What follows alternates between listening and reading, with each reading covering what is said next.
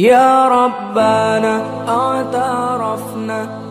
Assalamualaikum warahmatullahi wabarakatuh. Alhamdulillahirabbil alamin. Wassalatu wassalamu ala asyrafil anbiya'i wal mursalin wa ala alihi wa sahbihi ajma'in. Para pemirsa yang dimuliakan oleh Allah Subhanahu wa taala, bekal hidup di dunia menuju alam akhirat merupakan tema tausiah kita pada kesempatan kali ini. Landasannya adalah Al-Quran surah Al-Baqarah ayat 28. Bismillahirrahmanirrahim. Kaifa takfuruna billahi kuntum amwata fa ahyakum summa yumitukum summa yuhyikum summa ilaihi turja'un. Shadaqallahul azim. Artinya adalah, bagaimana mungkin kamu bisa ingkar, bisa kafir? Sebelumnya kata Allah, kamu adalah amwata. Amwata itu mati atau tidak ada. Fa ahyakum, aku hidupkan kamu kata Allah. Summa yumitukum, kemudian kamu dimatikan.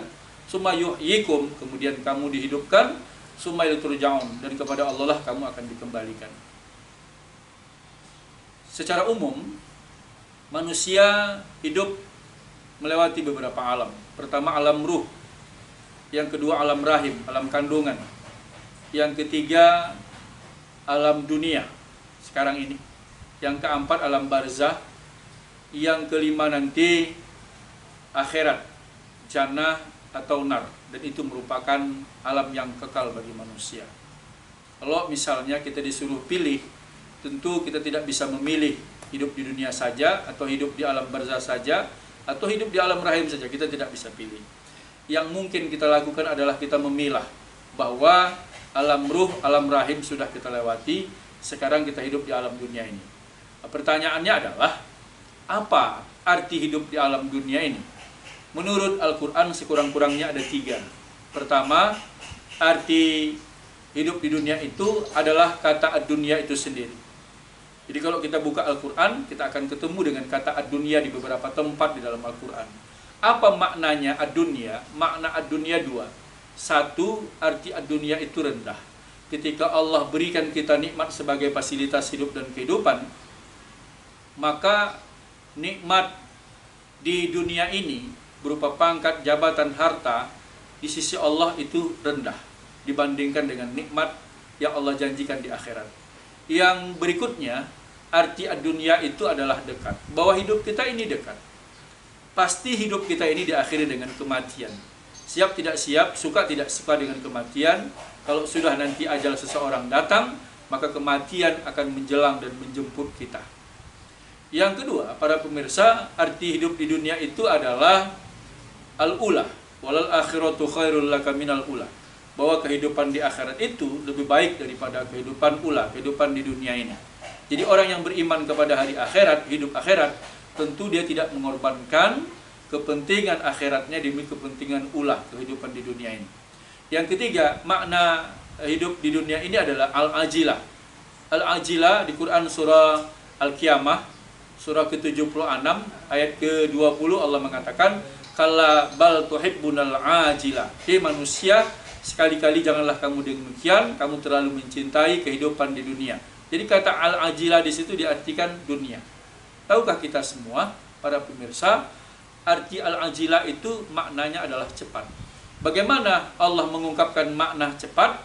Pada waktu yang terbatas ini tidak kita ungkap semua, tapi Qur'annya kita sebutkan. Di antaranya Quran surah Al-Hajj surah ke-22 ayat 47.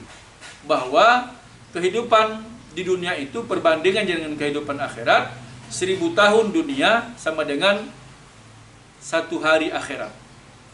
Kemudian di Quran surah As-Sajdah surah 32 ayat 6, bahwa 1 hari kehidupan akhirat itu sama dengan 1000 tahun kehidupan di dunia ini. Bahkan di surah Al-Ma'arij sendiri surah ke-70 ayat ke-4 itu Allah mengatakannya 1 hari akhirat sama dengan 50.000 tahun kehidupan di dunia. Jadi para pemirsa, kalau seandainya kita hidup di dunia ini 1000 tahun, ada orang hidup yang 1000 tahun di dunia ini.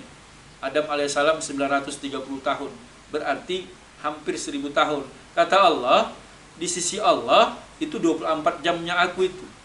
Jadi kalau ada orang yang hidupnya 500 tahun di muka bumi ini, kata Allah, di sisi Allah itu hanya 12 jamnya aku itu, kata Allah. Kalau ada orang yang hidupnya 250 tahun di muka bumi ini, di sisi Allah 6 jamnya Allah. Jadi kalau ada orang yang hidupnya 125 tahun, di sisi Allah hanya 3 jamnya Allah. Jadi kalau umur kita lebih kurang 63 tahun, maka di sisi Allah hanya 1,5 jamnya Allah. Jadi kalau hari ini kita yang sudah berumur 40 tahun, maka tinggal setengah jam lagi menurut Allah. Jadi al-ajilah itu cepat. Para pemirsa yang dimuliakan oleh Allah Subhanahu wa taala, oleh karena itu, apa yang harus kita bawa sebagai bekal kita dipanggil oleh Allah menghadap barzakh, menghadap hari akhir. Iwan Erlambang pernah menulis dalam salah satu tulisannya, dia mengibaratkan seorang suami punya istri 4. Istri keempat cantik. Kemanapun sang suami berangkat, istri keempat dia bawa, kena cantik. Istri yang ketiga gagah. Kemanapun sang suami berangkat, istri ketiga ini selalu dia bawa, kena gagah. Istri yang kedua cerdas dan pintar. Setiap sang suami mengalami kesulitan hidup, yang tampil menyelesaikannya adalah istri yang kedua, karena cerdas dan pintar. Istri yang pertama kurus dan miskin, pantas tidak mendapat perhatian dari sang suami.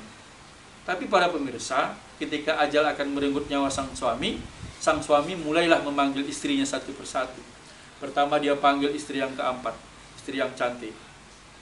Maka dia katakan, wahai istriku, ajal merenggut nyawaku. Apa jawaban istri yang cantik itu? Aku tidak bisa menemani kamu, Bang, karena kematian kelak merenggut nyawa aku. Kemudian dia panggil istri yang ketiga yang gagah itu. Istri yang gagah juga mengatakan, suamiku, aku tidak bisa menemani engkau karena kematian juga akan menjemput nyawaku. Dia panggil istri yang kedua cerdas dan pintar itu. Dia mengatakan, ketika aku hidup aku menolongmu, tapi persoalan mati aku tidak bisa bantu. Dia panggil istri yang pertama. Istri yang pertama yang senantiasa setia menemani suami.